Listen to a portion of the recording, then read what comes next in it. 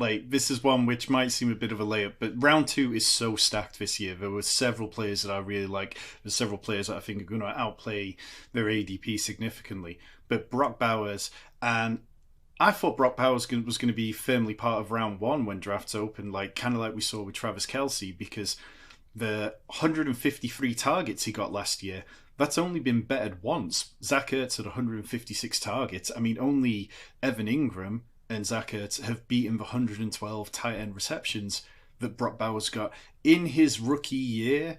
And now we're talking about just huge upgrades across the board.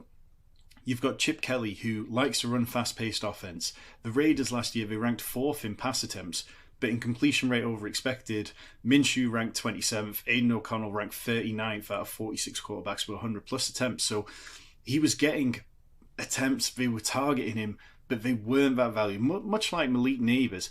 But Geno, in completions over expected, ranked fourth last year. So the value in the targets this year is going to be so much better. Yards per attempt, Geno ranked 13th last year, and the two Raiders quarterbacks were back-to-back at 33rd and 34th.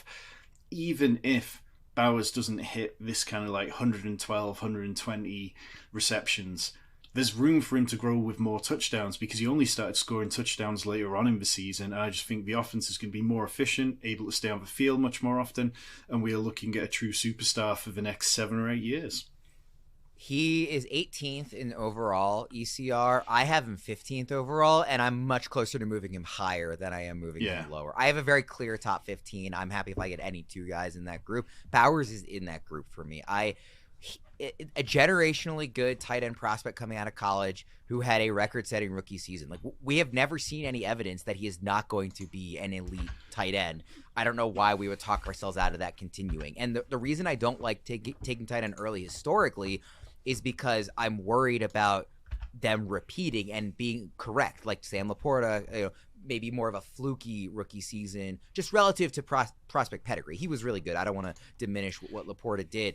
Bowers, I have full faith he is going to repeat, if not maybe even add on to what he did last year in year two with the quarterback upgrade. So I have anybody who's like, tight end second round, is that okay? Yes, I would take him and run if those other 14 guys that I really like in that top group are off the board. Early second, I love him.